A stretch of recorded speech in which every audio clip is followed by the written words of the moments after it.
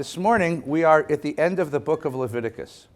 The Parsha is called Bahalotcha. It's the very last Parsha. Usually this one, it's Bechukotai. Usually this one is paired with the previous one, Bahar Bechukotai, but because this is a leap year, they opened them up, and we have to look at this one specifically.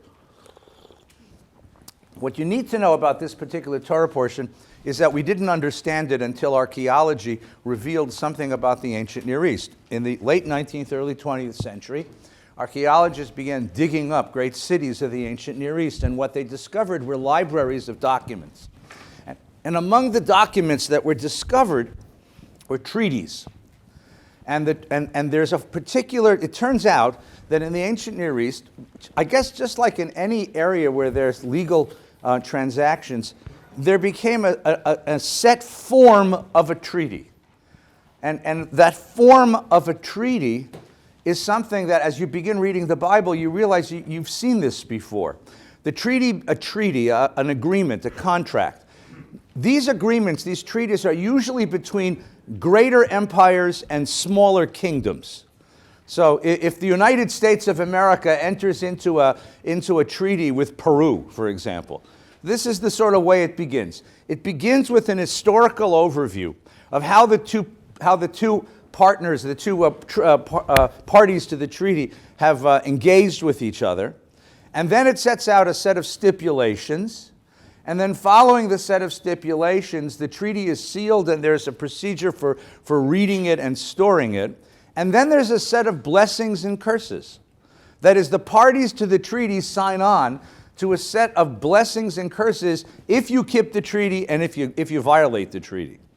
This form of a treaty, this form of a contract, it's a standard form. It's the way all treaties or all contracts in the ancient Near East were written up. Well, it turns out that when you open the Torah, you find this all over the place. The whole book of Deuteronomy follows that model completely. And then you find pieces of it, for example, in the Ten Commandments, which begins with a historical overview and then stipulations, and then it stops. It's not a complete treaty. The section we're about to read is the end of a section of text called the Holiness Code. It was a code of behavior offered by the priestly class to the populace, and it also conforms to the treaty formula. It begins with history, it gives a set of stipulations, it has a procedure for storing it, and what we get to today is, if you look at if you happen to have a Chumash open you, on page 747, Im bechukotai telechu, ve'im mitzvotai tishmaro, vasita motam, if you follow my laws and faithfully observe my commandments, I will. Here are the blessings and the curses. Here are the blessings and the curses that typically come at the end of a treaty. Now, what's interesting about this, just before you get into the text itself, step back for a minute and consider what this means. You have a culture which is trying to describe its relationship to the divine, to God. The relationship to God is necessarily a very difficult thing to describe because it's an abstraction. It's amorphous. So you try to find a metaphor. Kids always ask me, who invented God? God wasn't invented, but the language we use to describe God is invented. The metaphors that we use to describe God are invented. And in the same way that we assign metaphors to all sorts of human expressions that are hard to describe. If you try to describe love or marriage, for example. Right? Tomorrow I got to do a wedding. So one of the things that a wedding is filled with is metaphors for marriage. Right? The chuppah is a metaphor for marriage. Right? You're building a home. Right? There's lots of metaphors for marriage. There's metaphors for love. There's metaphors for death. We use descriptive language to describe the most powerful realities in our lives because there's no words that can sort of gather it up together. Right? So here what you're looking for is a metaphor, is a way of expressing what is this people's relationship with its God. And what it reaches for is a standard issue contract. Let's imagine that our relationship with God is a contract. And let's use the language of contract or the language of treaty or the language of agreement, political or economic agreement, to try to capture certain elements of our relationship with the divine. Does that make some sense? Does that make some? You understand what that means? I mean, so again, tomorrow a wedding, right? So what are we going to do at a wedding? We're going to sign a ketubah. What does a ketubah say? It says, it says, I promise to provide for you and protect you and care for you in the way of Jewish husbands and wives. It's a treaty. It's a contract. Now, is marriage really a contract?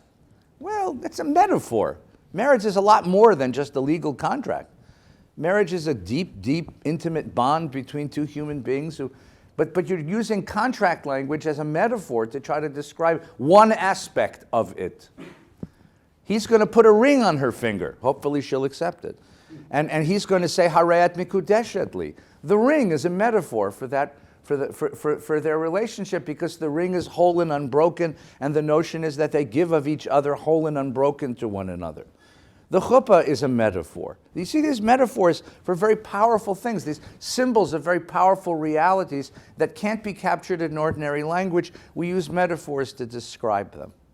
Does that make some sense? So what you have here now is trying to describe the divine and our relationship to the divine in terms of a treaty. And that's what we're going to find here in the text. Now, these were standard issue.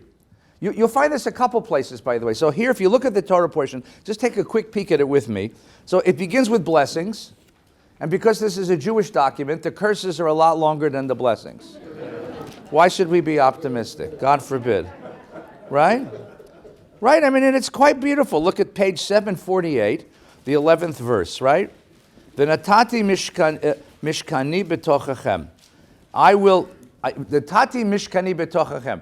I will put my dwelling place within you. I'm going to move into your neighborhood, says God. Right, if you keep this covenant, I will live in your neighborhood. Right? That's a beautiful line. V'lo tigal nafshi etchem. And I will not give up on you. I will not reject you. This is love language even, right? And I'll ever be present in your midst, and I will be your God, and you'll be my people. I'm the Lord your God who brought you out of Egypt. That's why I brought you out of Egypt. And then it says, all right, now we turn from blessings to curses on page 748, right? V'im lo tishme'u li, if you're not going to listen to me, right? V'lo ta'asu et hamitzvot ha'el, if you don't do these laws, all kinds of holy hell is going to fall down on you. You're going to lose all the gifts and benefits of this relationship, okay? And it gets very gory. It gets very ugly here if you go through it, okay? And one of the interesting things, of those of you who subscribe to Jonathan Sacks's Torah thing, he makes an interesting point. If you look here at the bottom of page 749, you got to know a little Hebrew, I'm afraid, right? Look at verse 21. Ve'im telchu imi keri. Keri. Now, this is not about a former senator from Massachusetts who now serves as the Secretary of State. Although Shlomo, there are some people who think so, right? The word keri does not occur anywhere else in the Torah. The word keri is a unique. I'm going to have to start messing with this thing again because I'm getting schwitzy here. The word keri does not occur anywhere else in the Torah. What it is, it describes the sinful nature of the people, the sinful decision. It's a decision, by the way. It's not nature. We'll come to that in a minute. If you act with me in the manner called keri. Now, what does keri mean? You'll see that the translator here used the word hostile, which is a good translation. That's what Rashi probably would have chosen as well. If you turn against me in a way which is hostile, and you're going to see that word, it occurs about 7 times in the next few verses. If you do it, if you look at the next, if you go just keep looking through, you'll see the word all over the place. If you adopt the attitude of keri, which is hostility, rejection, oppositional behavior, this is what's going to happen to you. This is what's going to happen to you. Okay? Sacks, in his Torah commentary, makes a very intriguing suggestion. Linguistically, I think he's wrong. Homiletically, I think he's right. Morally, I think he's right. He suggests that the word keri doesn't mean hostile. It comes from the word bamikre, Mikra in Hebrew means an accident. It happened. In other words, Kerry to him doesn't mean hostile, it means casual. Casual, oblivious, indifferent. If you turn indifferent, if you turn oblivious, if this becomes hostile, it's one of the things I warn marrying couples about. Right? One of the things that happens to people who are married a little while is they turn into furniture in each other's lives. That you begin to take each other for granted. You stop paying attention to the other. Right? When we were dating, he was so romantic. He brought me flowers. He wrote me poetry. He took me to nice restaurants. Now we're married a year or two. What do? It's McDonald's and, there's nothing. I mean, Bekeri means that you take each other by mikred. Becomes accidental. That's Sachs's understanding of this, which is very beautiful. And what Sachs says in his commentary is he says, remember, the book begins with the word vayikra. God calls to Moshe. He calls to the Jewish people. This is a book about the Jewish calling. And it ends with a warning that either you get this vayikra, either you listen to the calling, or you end up Kerry, same word, treating each other just accidentally, treating each other like furniture. That's, linguistically it's difficult, homiletically it's very beautiful. That's another way to look at it. The other way that I think it's interesting as well is the question, if you read these curses, and they're really gruesome, they're horrible. And you could read them either as divine punishments, right? God is above. If you anger God by ignoring the ways of God, then God casts all these horrible things down on you. Just terrible, horrible things happen to you. The other way to think about it is that these aren't punishments, but what we call consequences. Right? In nursery school, we teach the kids the difference between these two. What's the difference between a punishment and a consequence? If you have a teenager at home, you understand the difference between a punishment. A punishment is an arbitrary response to an infraction, right? You got an F in algebra, right? So I'm taking away your cell phone. Well, that's actually more of a consequence. You got an F in algebra, and what's the punishment? Something like that. You have to clean the garage, You have to clean the garage. What? Well, grounded is more of a consequence is the direct result of your action that's connected to the action. Right? You got an F in algebra, so I'm making you stay home and study algebra for the next week, right? Right? You came home an hour after you said you would, so you're grounded tomorrow night because you've shown me I can't trust you. Consequences are the things that flow from our actions. As we grow from childhood and adulthood, we lose the language of punishment, but we live the language of consequences. Right? Punishment, if you fail to file your taxes on time, the government has certain consequences for that. There are consequences to all choices. Now, if you ask yourself, what are the consequences of living a divine life, and what are the consequences of ignoring that life? And here I would use the language that we've used before, which is if you put God, if you decide you're going to worship yourself or you decide you're going to worship God. What happens if a person says, I don't care, God, Shmad, I want what I want. I want what I want. What happens to the world when a person adopts that attitude? And the Torah is trying to sort of spell that out. Sorry, what? They run for president. Once again, I am trying to remain on the spiritual level. I am trying my damnedest. I'm biting my lip, holding back, not saying these things, Douglas, and you keep schlepping me back into the realm of the political. And you who are my conservative, I mean, come on, Larry's here, who's my teacher, right? For those who are not conservative, it's only small consolation that you're as upset as we are. So.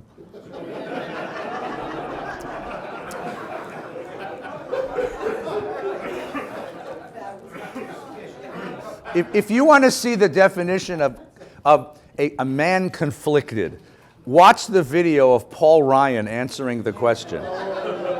Oh my God. That poor man. Does this man deserve tshuva?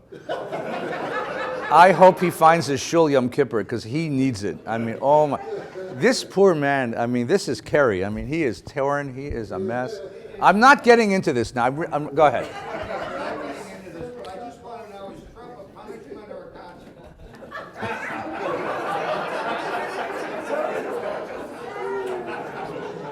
That is such a great sermon. Trump, punishment or consequence?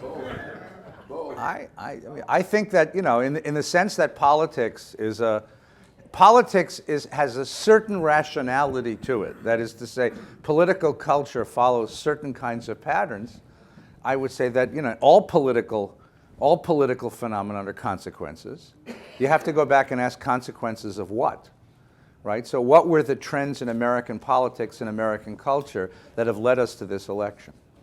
I mean, really, very serious. So the commentators say there's no election like this one ever in American history. Okay, fine. But that doesn't mean that it doesn't have antecedents, that it doesn't have... There weren't phenomena that preceded this that made us ready for this. Okay? I mean, and we can start... You know them. You've watched them. Reality television, 24-hour news cycles, right? What it takes to run for president in this culture. I mean, you understand what it takes to run? Not to win, to run. No, it's not that. It takes 2, 3, 4 years of your life doing nothing else full time and billions with a B of dollars. Literally. And the question is, and now what does that do to the best and brightest in the culture? If the best and brightest in the culture are discouraged from pursuing positions of political leadership because the cost personally is so gargantuan, so you end up with those who are attracted to that kind of pursuit. And that means that you end up with people like, well, you get the picture. I mean, so I think it's not a bad question to ask what were the antecedent phenomenon that led to this kind of an election, and what are the consequences for American democracy? I mean, really, what are the consequences for American democracy? Because we've become a more complicated culture. It's a more complicated country. It's a more complicated world. But you have a political system which is dead set against nuance, complication, deep thinking, careful thinking. You have a political system which is aimed it's all of its animus at anyone who asks deep and interesting questions, and this becomes a big issue. I mean, to me, you got me started. God damn it.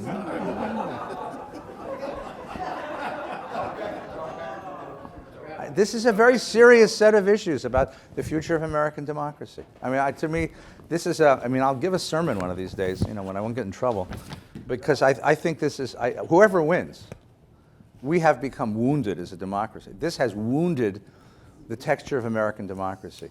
It has deeply wounded the canons, the principles, the structures of American democracy. Democracy is a very delicate thing. And it's governed by a very powerful set of latent understandings and values. And it can be destroyed very easily. Very easily. And that's what I see happening. And I'm not blaming either party, by the way. I think they're both guilty of this. I think the whole system has points. So this worries me a hell of a lot. It worries me about because it's not an easier country to govern than it was 50 years ago. It's much harder. It's a much more confusing world. You're not dealing with the Soviet Union. When we dealt with the Soviet Union, you knew who the bad guys were. Who the hell are the bad guys now? I mean, it's really very interesting. It's a very complicated world. All right, we're not getting into that tonight. Turn to the page. Ready? So, the Haftarah chosen, the prophetic section chosen for this Torah portion and last Torah portion comes from the prophet Jeremiah. And the reason for that is because Jeremiah is the prophet who saw the fulfillment of all of the curses in this Torah portion. So the rabbis were choosing a haftarah. So the rabbis, what they did was they chose a section of the prophets to go along with each of the Torah portions. They chose Jeremiah last week and this week. So I thought it'd be a good idea to take a minute and look at Jeremiah. Did you choose the title election? No, that's the election of Jeremiah. Okay, so let's talk about who this man is. So quickly, here's the history. The history you all know. So the Exodus from Egypt, pick a year, 12, 20 or something. We leave Egypt, we cross the desert, we arrive in Canaan. The tribes of Israel settle in Canaan. There is no central government following the death of Joshua. We live for a certain number of years with a basic tribal, an open tribal structure. eventually a king arises to protect the people. First it's Saul, then it's David. Under King David, we move a capital to Jerusalem, and we become an empire for a moment. For one shining, glorious, very brief moment, we become the biggest guy on the block, the kingdom of King David. And that gets extended by Solomon, become a great trading power. But the price of that was a heavy taxation on the people. So following the death of Solomon, the kingdom splits. The northern kingdom is called Israel. It's the 10 northern tribes, capitaled in Samaria. The southern kingdom is called Judah or Judea, and it's capitaled in Jerusalem. The southern kingdom continues to be ruled by a dynasty that follows father to son, all descendant from King David. The northern kingdom is ruled by whoever happens to capture the kingship. And they have a habit of going 1, 2, 3 kings having a coup, 1, 2, 3 kings having a coup, 1, 2, 3 kings having a coup. That's the northern kingdom. The northern kingdom becomes very powerful and prosperous. The southern kingdom, something of a backwater. All of this takes place because the two great imperial powers of the world, Mesopotamia and Egypt, are in quiescence. They're both depressed at this point.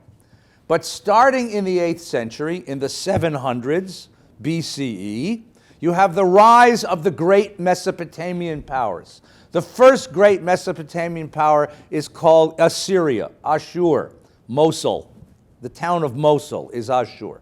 It's a northern Mesopotamian power that raises a great army. Now, if you are a Mesopotamian emperor, and you want to control the world, what you want to do is control the route between Mesopotamia and Egypt. The highway between Mesopotamia and Egypt is the highway of life. The only small problem if you're Jewish is we live on that highway. That's where God put us. Yes, you're right. The Lord God put us in the worst place in the world. Right? I'm not kidding. This is the truth. So what happens is the Assyrians come across the Fertile Crescent, across the north of Syria, down the coast, and they are conquering all the cities-states that live along the highway in order to control the highway. They come to the town of Samaria, which is the capital of the northern kingdom. They demand surrender. The emperor of the king of Samaria, the king of the northern kingdom of Israel, defies the emperor. He tries to fight against the emperor. In 722, the Assyrian Empire smashes Samaria and exiles its leading citizens back to Assyria, and the northern kingdom of Israel is no more. Those people that were taken back to Assyria, that was the way that you conquered somebody in those days. You took them to your capital. Okay? It's sort of the opposite of what we do today, where we say we don't want immigrants. In those days, the way that you conquered somebody is by taking their leading classes to your capital and settling them in your capital under the theory that separated from their native land, separated from their culture, separated from their language, they will soon assimilate into the empire, and you won't have to pacify that place. So they took the northern leaders to Assyria, and they disappeared, and that's the 10 lost tribes. They did not end up in Utah. Okay, they did not end up. That's the 10 lost tribes. It's the northern kingdom of Israel, which was decimated by the Assyrian Empire. So far, so good. Now, the emperor, the Assyrian Empire, proceeds to Jerusalem, and he besieges the city of Jerusalem, and he demands surrender. And the king doesn't know what to do. And he goes to the prophet Isaiah, who's his national security advisor. And he says, what do we do? I got 500,000 Syrian soldiers on my front yard. And the king and the prophet Isaiah says to him something which is quite remarkable. Don't do anything. And the king has a temper tantrum. Like, what do you mean don't do anything? Should I pay him the tribute, he's asking? He wanted all the treasure in the kingdom, all the money in the kingdom.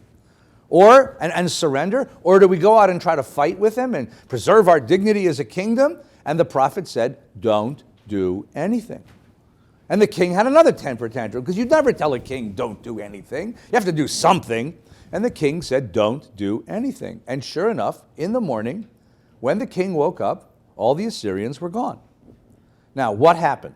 According to the Torah, God sent an evil spirit into the Assyrian camp, and the Assyrians were frightened, and they ran away. According to the archaeologists, The emperor's son pulled a coup d'etat back in Assyria and declared himself the emperor. So the father emperor went back to chasten his son and regain his throne. How did Isaiah know this? Because he reads the New York Times, you know. Somehow Isaiah had insider information that this was going to happen.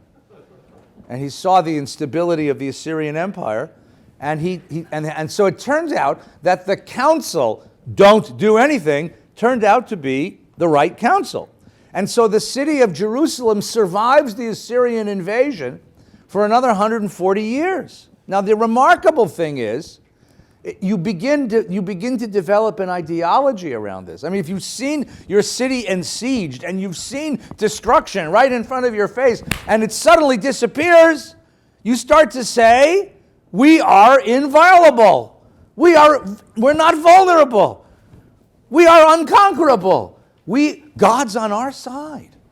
God's on our side. Well, of course God's on our side. We have the holy temple of Jerusalem. God would never let anybody touch that. Now, the problem with that is that you begin to, well, let me see if I get this without being political. You began preaching Judean exceptionalism. We don't have to be too careful about how we behave because the covenant, the only part of the covenant that really seems to work is the part where God's going to take care of us. In other words, only the blessings pertain, the curses don't. Into that environment is born Jeremiah. He is born, well, you can see at the very top, right? Right? The words of Jeremiah, son of Hilkiah, one of the priests of Anatot. Anyone ever been to Jerusalem? Anyone ever been to French Hill? You know where the French Hill neighborhood is? It's right overlooking the old city next to Mount Scopus. That's Anatot. That's where Jeremiah grew up. He was a priest, but his family was not of the working priests, right? They were of the auxiliary, the reserve priests. He was in the priestly reserve, okay? Up on Anatot, okay, in the territory of Benjamin. And the word of the Lord came to him early. He was a prophet for a very long time, for a whole long time. And here's what God says to him. Before I created you in the womb, I selected you. Before you were born, I consecrated you. I appointed you prophet concerning nations. I replied, my Lord, I don't know how to speak. I'm still a boy.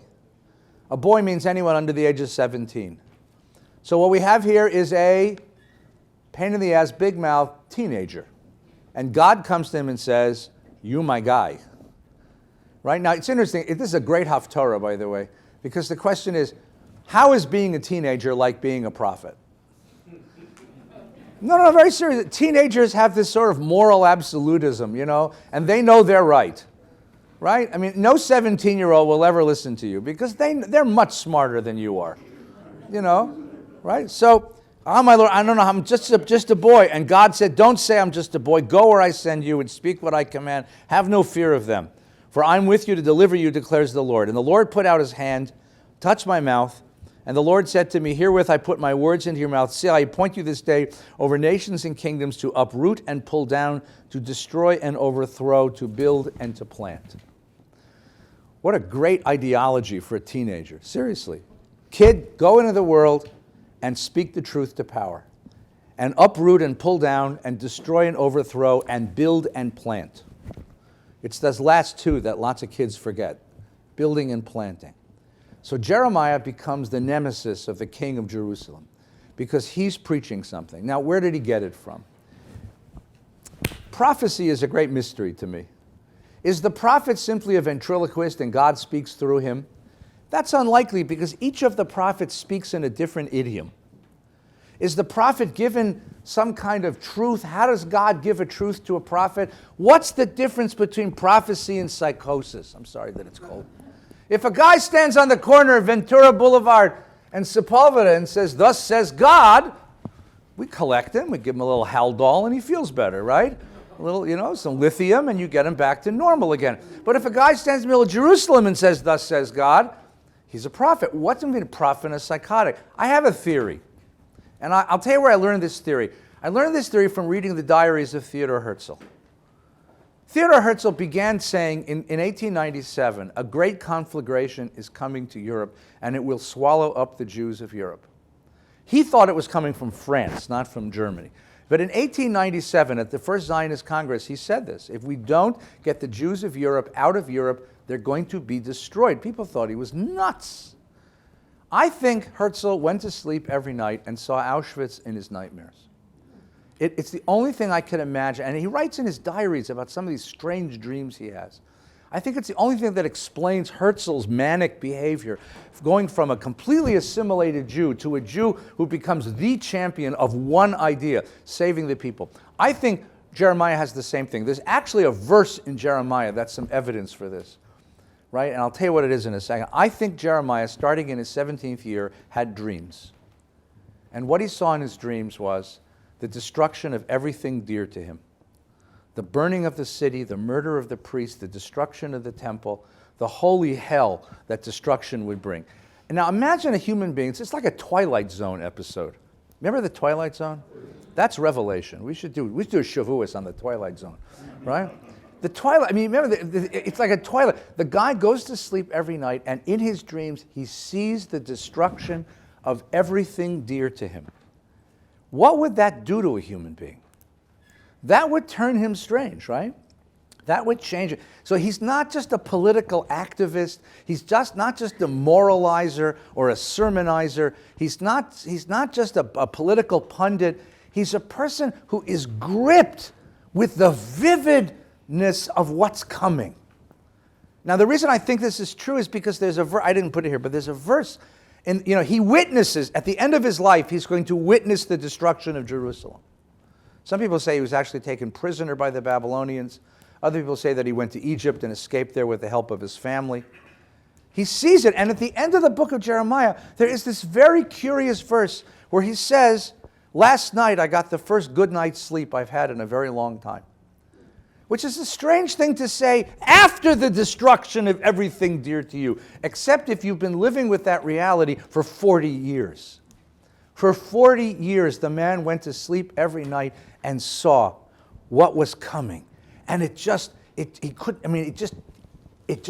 fills him with this remarkable power. So what does he do? He goes to the heart of the problem. And what's the heart of the problem? The Holy Temple of Jerusalem. Because the temple now has become no longer a bridge to God, it's become an obstacle. The temple has become the living symbol of the people's intransigence. The temple has become the institution where the moral obliviousness of Israel is enshrined and worshipped. The temple has been co-opted. It's become the center of power instead of the center of humility. And so he goes to the temple, and he goes to, a kid once wanted to do that here. A kid came to me once. It was a kid who was an out-of-work actor. We got a lot of them in this show. And he came to me once. He says, "Here's what I want to do. I want to put on a loincloth, stand in front of VBS on Yom Kippur morning, and preach Jeremiah." And I said to him, "That's fine with me, except for one thing. They'll do to you what they did to Jeremiah. Right? They will beat you to death with their pocketbooks. So before you do that, I want you to sign a waiver that I'm not responsible for what happens to you." He said, "You really think they'll do that?" I said, "Well, they did it to Jeremiah. I don't see why they wouldn't do it to you too."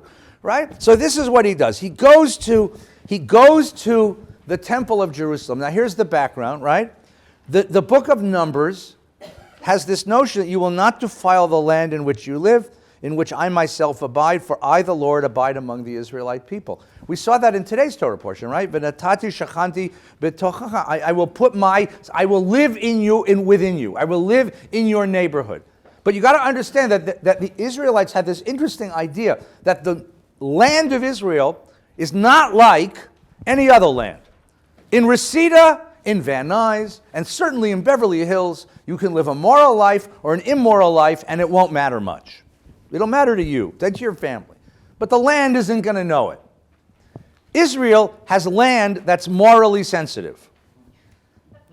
Don't laugh. This is a really interesting idea. This is, again, a Twilight Zone episode, right? The land, the physical territory, knows if you're good or bad. And if you're bad, it will spit you out. That's a really cool idea. This is what Jeremiah believes. And so this puts Jeremiah at odds with the people he lives among. Because the people he lives among have this idea that they have a permanent covenant with God, which is unconditional. God is protecting us. God will always protect us. Nothing can happen to us. We are exempt from the rules of history because we are God's people. We are exempt. Yes, empires rise and fall. There's war. There's turmoil. There's economics. Doesn't matter to us. We're God's people. We're out of the game. Nothing can happen to us. Jeremiah comes to him and says, on the contrary, the covenant with God, on the contrary, completely opposite. The covenant with God doesn't make you exempt. It makes you, you're living on hypersensitive territory. You are completely accountable. In fact, other peoples of the land, other peoples of the world can be morally disgusting and God doesn't bother with them. Assyrians, Babylonians, all the other nations of the world can be as morally disgusting as they want and God don't care. But if you screw up, so he says to them, I brought you to this country of fertile land to enjoy its fruit and bounty, but you came and defiled my land. Same word. You made my possession abhorrent, for my people have done a twofold wrong. They've forsaken me, the fount of living waters, and hewed them out cisterns, broken cisterns, which cannot even hold water. What was the sin? Well, there's two sins. One is idolatry, and idolatry was political, because the king of Jerusalem was forming alliances with the neighboring kingdoms in order to protect Jerusalem. And by you form an alliance, you marry the princess, you bring her gods into the city. That was one of the problems. But there was a deeper problem. Talked about this last week, something that you'll completely identify with. Jerusalem became urban. You live in a village, everybody knows each other. You live in a village, there's a guy that has a little more, there's a guy that has a little less, everybody knows each other. We take care of each other. You move from a village into the city, what happens? You become anonymous. You have urban anonymity and you have class stratification. In a city, you have stratification. You have the very rich and the very poor. And what happens? In order to be the very rich in a city where they're very poor, what do you need to do? Build freeways over their neighborhoods so you don't get to see them. You begin to become morally blind to the indignities and the inhumanities of poverty. You become inured to it. It stops bothering you. And when it stops bothering you and becomes normal, you become a different kind of person. That's what he's talking about. And what's the problem? The Temple of Jerusalem is the center of all of this. Literally, the temple is the oldest building in the city. So it's surrounded by the oldest neighborhood. What happens to old neighborhoods? They become barrios and ghettos. The richer people live out in live down in Jerusalem, right down the hill. Right? So in order to get to the temple, the richer people come up from the suburbs and they have to walk through the lousy neighborhood in order to get up to the holy temple. And it stinks because there's dead people and sick people and blind people and hungry people and the sewage isn't very good. And you walk through it and go, this neighborhood's getting worse and worse every year. I don't understand. Why don't we? So someone should do something about this. And this is what drives the prophet crazy. So in the 7th chapter, he goes nuts. Ready? The word of the Lord came to Jeremiah, the word which came to Jeremiah from the Lord. Stand at the gate of the house of the Lord. Go ground zero, in other words, and there proclaim the word. Hear the word of the Lord, all you of Judah who enter these gates to worship the Lord. Thus says the Lord of hosts, God of Israel. Mend your ways and your actions, and I will let you dwell in this place. You hear the language? I will what?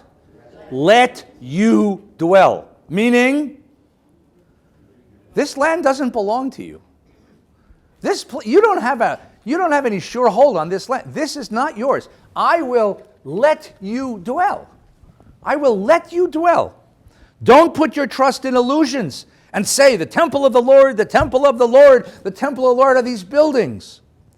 No, if you really mend your ways and your actions, if you execute justice between one and another, if you do not oppress the stranger, the orphan, and the widow, if you do not shed the blood of the innocent in this place, if you do not follow other gods to your own hurt, then only will I let you dwell in this place, the land that I gave your fathers for all time. What was the response of the crowd, besides trying to stone him to death? What did they say to him? Suppose what would be the priest of the temple would come out in all of his garb. Now, Jeremiah being a priest, he wasn't too intimidated by this guy. And what would the priest say? Say, son, we're offering sacrifices here. That's what God asked for. In the book of Leviticus, we read those words, right? God wants sacrifices. And that's what we do here. And as long as we offer those sacrifices, this is holy ground. The Lord God lives in this building. You know who lives here? This is God's house. This is God's house. How can you say? And what is Jeremiah's response? That the sacrificial worship which you're offering means nothing if it is surrounded by a neighborhood in which human beings are destroyed through the inhumanity of poverty and degradation.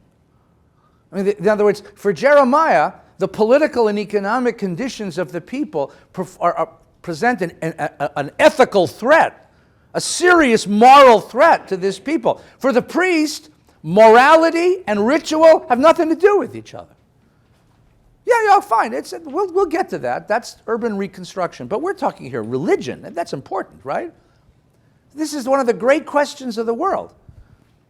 Does your economic reality have anything to do with your spiritual life? The priest says no. The prophet says yes. You see the difference here? You see what's going on here? This is a great revolution in religious thinking. That's why Jeremiah becomes so important. This is a great revolution in religious thinking because it's the question of, does your worldly condition have anything to do with your spiritual life?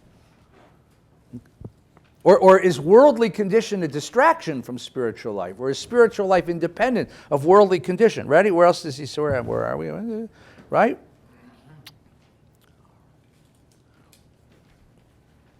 See, verse 8, you are relying on illusions of no avail. Will you steal and murder and commit adultery and swear falsely and sacrifice to Baal and follow other gods who you have not experienced and then come stand before me in this house which bears my name and say, ooh, we're safe. We're safe. Safe to do abhorrent things? Do you consider this house which bears my name to be a den of thieves? As for me, I've been watching. I've been watching. Now, how do you think the populace responded to these words? How would you respond to these words? What? Go away would be the nice thing to say. Right? What? They want to kill him. He is desecrating the sanctity of the temple. This is desecration. This is desecration. This is blasphemy. So what does he respond with? Go to my place at Shiloh. What is Shiloh? Shiloh was the shrine where the temple was before the temple was. Before David conquered Jerusalem, that's where people went to worship. What happened to Shiloh? The Assyrians smashed it. It's in ruins at this point. Go look at the ruins of Shiloh where I established my name formally and see what I did to it because of the wickedness of my people Israel. And now because you do these things, declares the Lord, and though I spoke to you persistently, you wouldn't listen, you would not respond. Therefore I will do to the house which bears my name, on which you reply, and to the place which I give your fathers, just what I did to Shiloh. And I will cast you out of my presence as I cast out your brothers, the whole brood of Ephraim. Ephraim is the northern kingdom. Now, how do you think this was received? Not very well. They arrested him. They put him in jail. His uncle had to come bail him out. He became a persona non grata. No one wanted him around. No one wanted him around. But now, what's really interesting about Jeremiah is that frequently, Jeremiah is the most self-reflective of all the prophets. He's the only one of the prophets who really gives us a clue about his own life. Because think about where he stands. Bearing that message makes him the most unpopular person in the world. What's that like? What's that like? And not just unpopular, but in terms of his convictions. He's a person who loves the Jewish people. He's a person who loves the city of Jerusalem. And he's a person who's loyal to God. And to be the one who bears the news, to say to the populace, if you don't stop, if you don't change, you're going to be destroyed. And as I said to you before, I think that he saw that in his dreams. It was more than just knowing it. He saw it. He knew it was coming. He tasted it. Where does that put him? It puts him in a very precarious personal position. So in the next paragraph, the speech changes from what he's saying to the people to his own conversation with God. And God says to him, as for you, that's God talking to the prophet, don't pray for this people. Why not? Don't raise a cry of prayer on behalf. Don't plead with me. I won't listen to you. I mean, there's a conflict inside of him. He wants mercy on his people. He wants forbearance. He wants time to fix this. And God says to him, shut up, I don't want to hear you. Or you can hear it inside of him, that the accusatory part of him is at war with the part of him which loves the people. Right? There's this deep, deep conflict in him. Don't you see what they're doing in the towns of Judah and the streets of Jerusalem? The children gather sticks, the father build fire, and the mothers knead dough to make cakes to the queen of heaven. That's the female Asherah, the female principle of the Canaanite gods. They pour libations out to me to vex me. Is it me they're vexing? It's rather themselves. And he gives a prophecy which is so gruesome. Now, the reason why it's assigned to this Torah portion is because the prophecy echoes the curses that are here at the end of the book of Leviticus. And you all know this. And I'll tell you the line that you know. The line that you know, if I can find it here. Yes, look at, it says chapter 16, right? Look at verse 9. You see that? For thus says the Lord of hosts, God of Israel, I am going to banish from this place, in your days and before your eyes, the sound of mirth and gladness, the voice of bride and groom. Kol sason v'kol simcha, kol chatan v'kol kala. Never again will there be heard in this city or in these streets kol sason v'kol simcha, the sound of joy and gladness, kol chatan v'kol kala, the sound of bride and groom. 3 times he pronounces those words. Never again. Now, what does that mean? Never again will anyone marry here. Never again will new life begin. Now, I'm going to make this land sterile and infertile and dead. Why? Because the people who lived here forgot. They forgot why they were put here. They forgot their covenantal responsibilities. They forgot the holiness that they'd been sent to bring into the world. And therefore, I'm not going to let them reproduce. I'm not going to let them bring new life into the world. 3 times he pronounces those words. And then what happens is, at the end, he witnesses the destruction. He witnesses, the Babylonians come. The Babylonian Empire supplants the Assyrians. The Babylonians is Baghdad. Babylon is just outside of Baghdad is the Tel of Babel. Bab-el, the gate of God. It was the biggest empire ever created in that time. Bab-el creates this huge empire, and the Babylonians do just what the Assyrians did. They come across the Fertile Crescent, they capture the highway, they come to the town of Jerusalem, they besiege the town of Jerusalem, the king gives them all the treasure, they depose the king and put a governor there, his name is Gedaliah, right? For 14 years he rules Jerusalem, and then in the 14th year the people of Jerusalem get it in their heads that they're stronger than the Babylonians, and so they kill him. They kill him.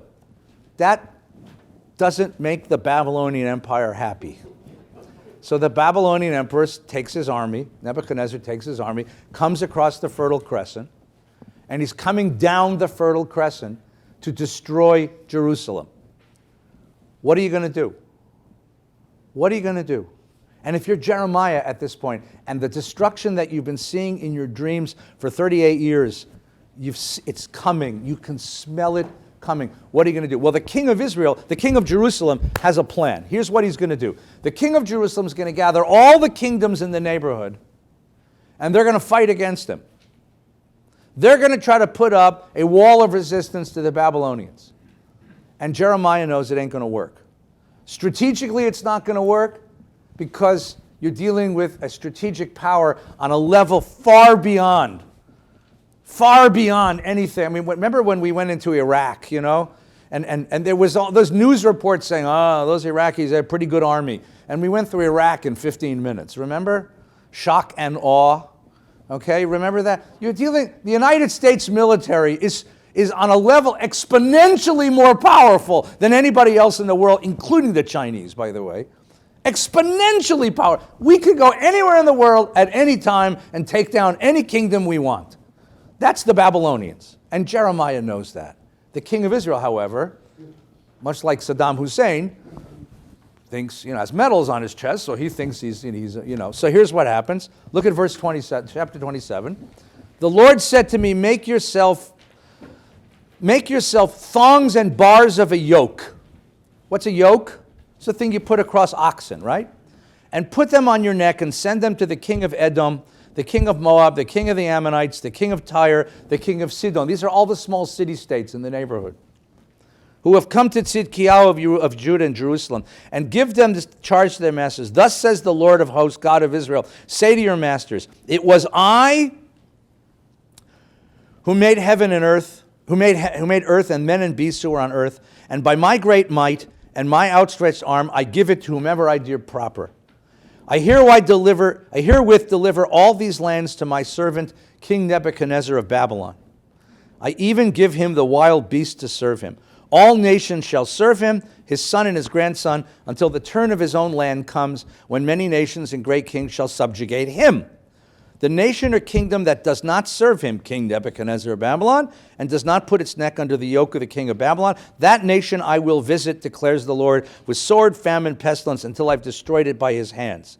As for you, give no heed to the prophets, augurs, dreamers, diviners, pundits, political analysts, newspaper editorial writers, bloggers, who say to you, do not serve the king of Babylon, for they prophesy falsely, with the result that you shall be banished from your land, and I will drive you out, and you will perish. But the nation that puts its neck under the yoke of the king of Babylon and serves him will be left by me on its soil, declares the Lord, to till it and dwell it. What does he say to the people of Israel? The Babylonians are coming. The Babylonians are coming. The king has created an alliance to resist. The prophet shows up in the middle of the conference. The middle of the generals and the admirals are all there planning the war against the coming Babylonians. The prophet shows up in the middle and he says, give up, surrender. How do you think they felt about this? What do you do to somebody who says your enemies are going to win? Stop fighting. Yes, you call that treason. That's no longer simply ethical irritation. That's no longer blasphemy. That's treason. You kill people for this. But there's something else going on here, and you can hear it in the words of Jeremiah. Please, go ahead. I don't understand. Make yourself a yoke. Yeah, God says to Put it on your neck. God says to Jeremiah, I want you to get a yoke. I want you to put it on yourself.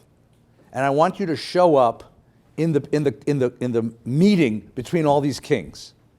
Okay? And I want you to send a yoke like this, FedEx it to each of those kings. They're going to all get one, and they're going to all get it, right? They're going to get one too. But you're going to show up in the middle of this meeting wearing a yoke. Why? It's political theater. What he's saying is, yoke yourself under the yoke of the Babylonians. It doesn't send them. Yeah, he wants each of them to get one also. He wants each one of them to get one also, right? Sending the yoke.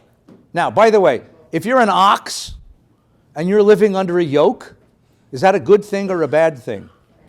No, wait a minute. On the one hand, you're an ox living under a yoke, not such a good thing, you're not a free ox. On the other hand, you're not appearing between two sesame seed buns with special sauce. You're nobody's rib eye. You get the picture? This is Jeremiah's point.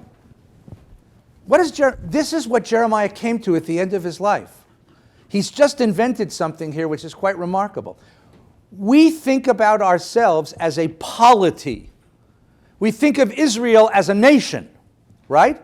A nation has a land, it has a government, it has a taxation system, it has an army, it has a king. We're a nation.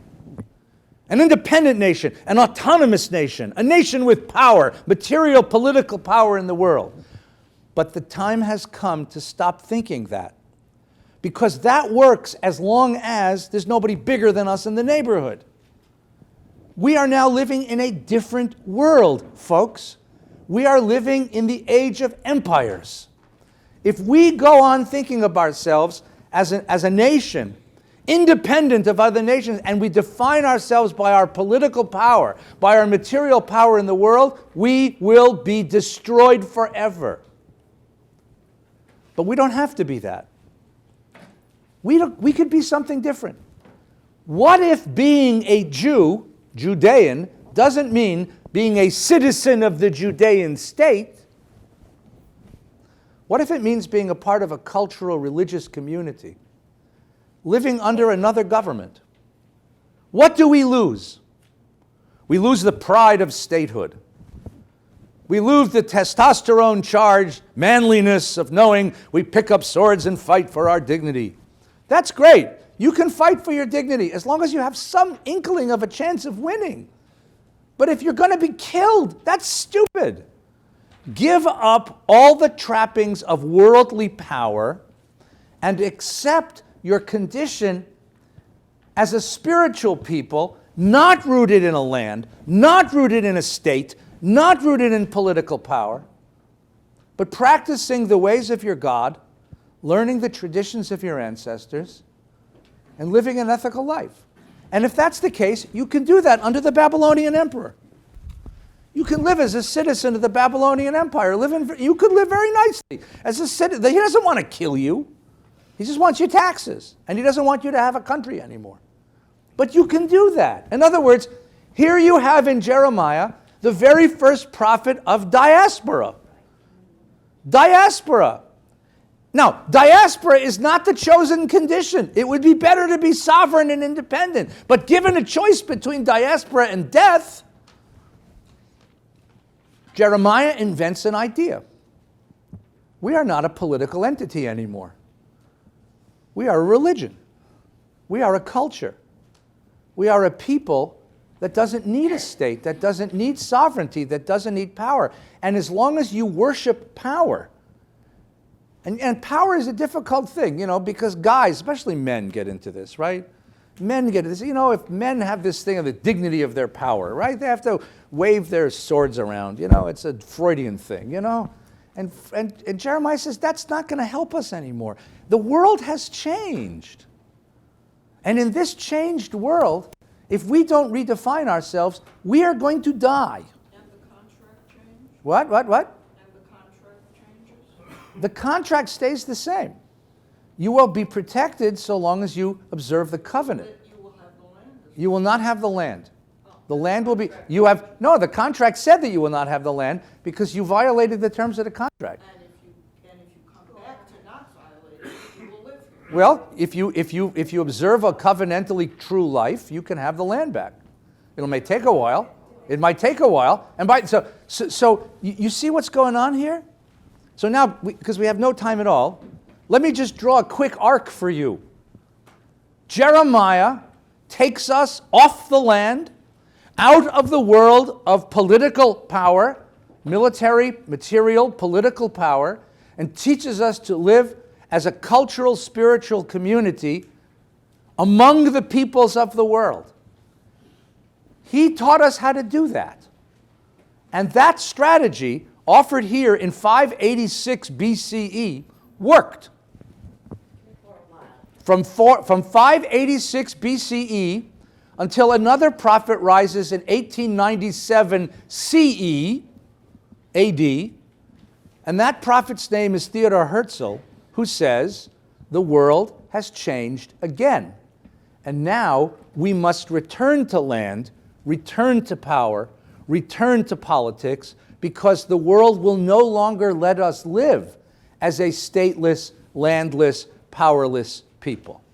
Or to put it in a different way, Jeremiah teaches us the power of spirit.